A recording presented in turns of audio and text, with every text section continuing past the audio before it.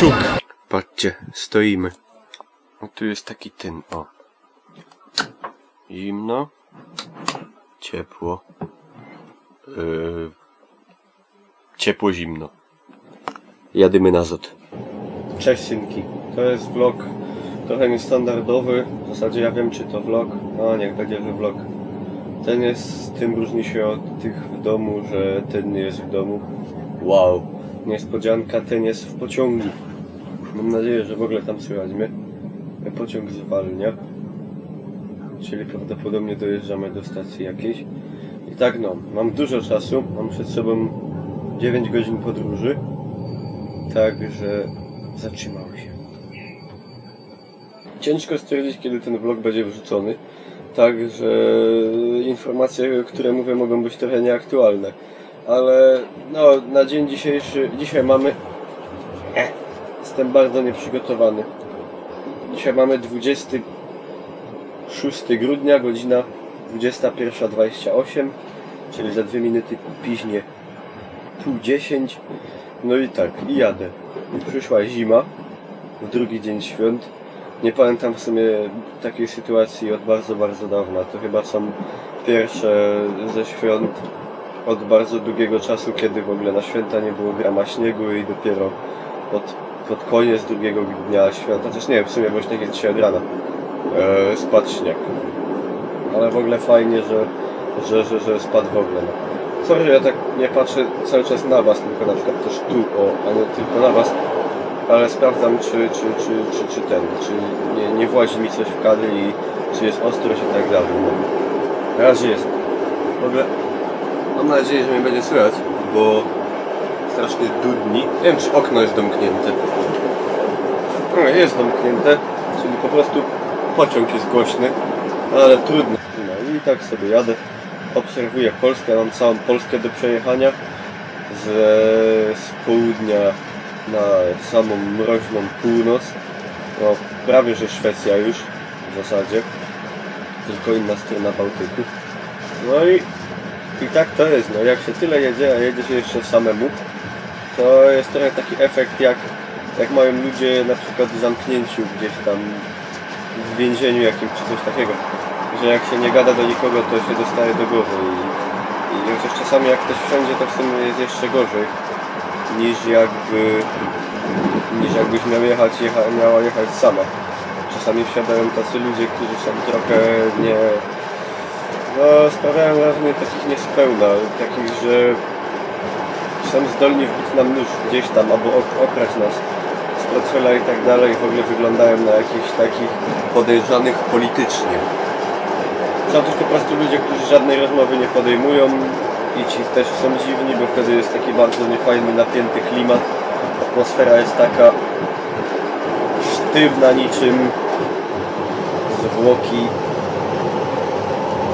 na Syberii ze wzwodem, coś takiego. No, w każdym razie w ogóle wziąłem ze sobą aparat na wyjazd, a nie wziąłem ze sobą kabli, także to jest prawdopodobnie ostatni film, jaki nagrywam tym aparatem i w ogóle pewnie zaraz mi zdechnie bateria, albo ktoś wejdzie i będę musiał przestać. No ale do tego czasu, cóż, takie krótkie podsumowanie roku 2014 mógłbym w sumie zrobić, jako że ten film na pewno nie zostanie wrzucony wcześniej niż po 1 stycznia. Także mam nadzieję, że Sylwestra przeżyliście dobrze. To jest w ogóle dziwne, bo jest 26 grudnia, a ja mówię, że dobrze przeżyliście Sylwestra, czyli tak jakby ja w jakimś tam sensie przenoszę się w czasie. Gdzieś tam. To jest magiczne. Doprawdy. No i mam nadzieję, że dobrze się bawiliście, bezpiecznie przeżyliście, nikomu się nic nie stanęło. Życzę wam też, a to jeszcze pewnie będę wam życzył później, czyli przed tym jak to mówię, nie. Przed tym jak to słyszycie, ale po tym jak mówię to teraz. No, takie są zawiłości czasoprzestrzenne. W ogóle mam ze sobą, patrzcie, myślę, że każdy zna tą książkę. Przynajmniej powinien. To jest 3. część, znaczy pierwsza właściwa po opowiadaniu.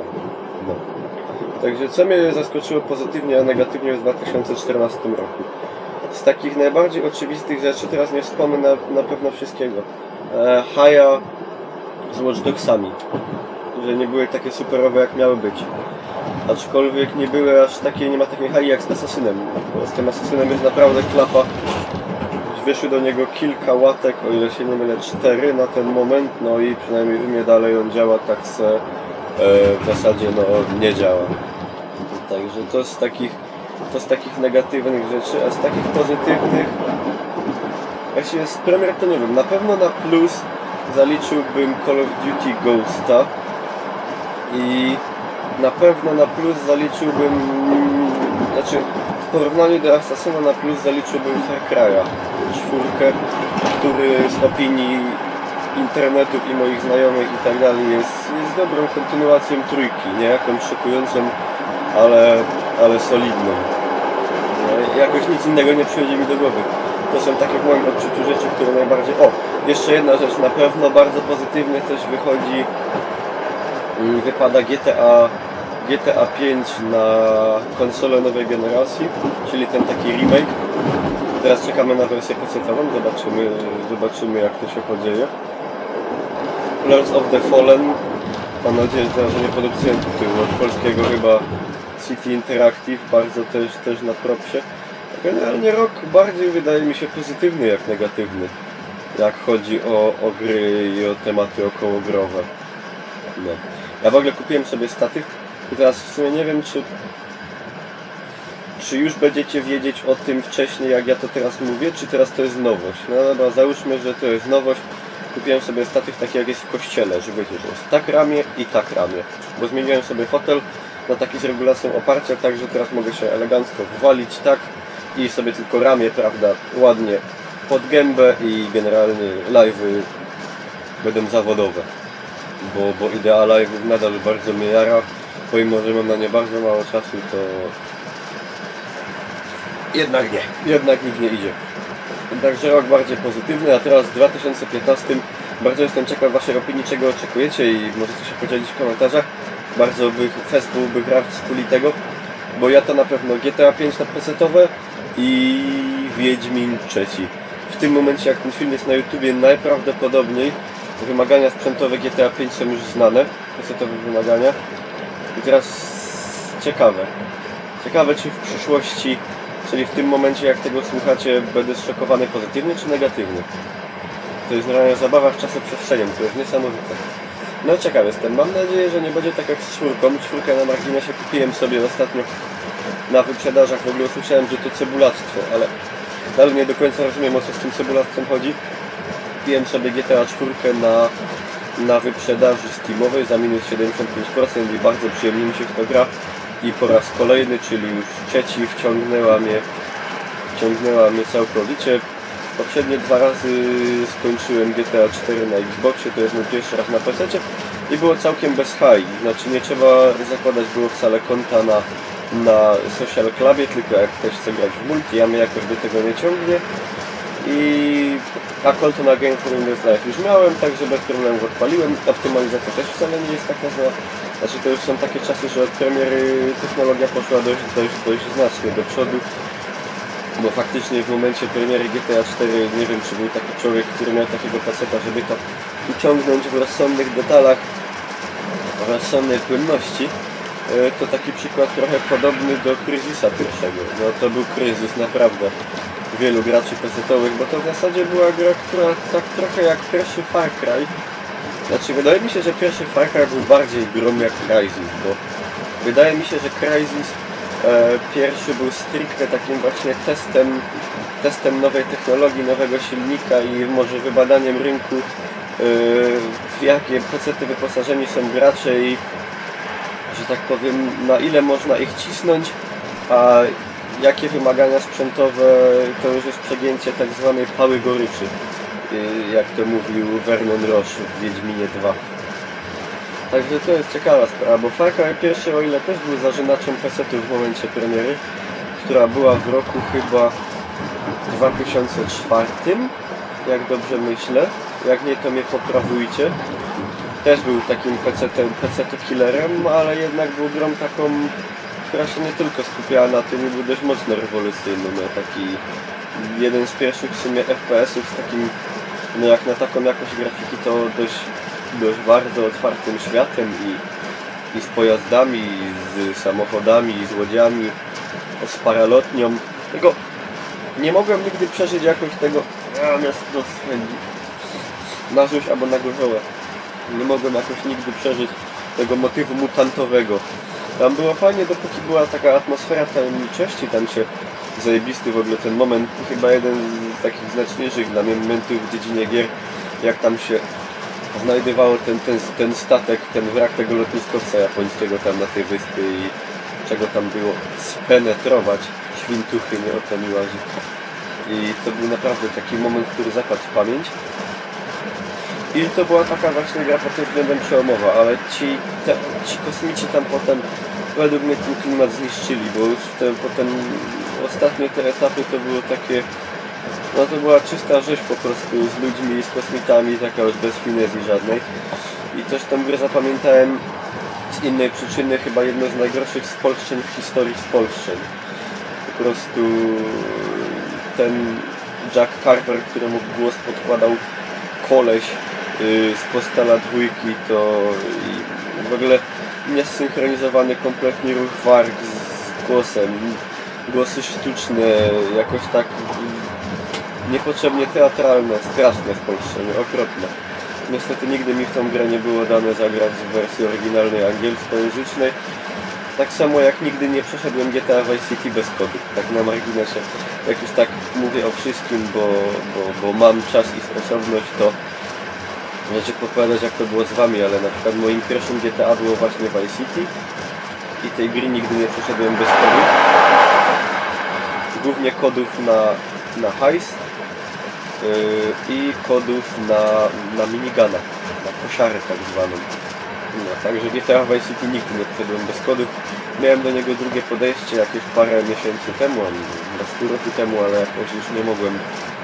Jakoś już mnie nie było już tego cisu, jak był kiedy to po raz pierwszy grałem, czyli jakieś, nie wiem, 7-8 lat temu na pewno.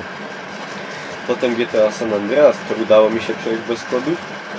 Jako jednemu z nielicznych moich kumpli z placu przeszedłem to bez kodów. Pamiętacie szkołę latania z GTA Vice City?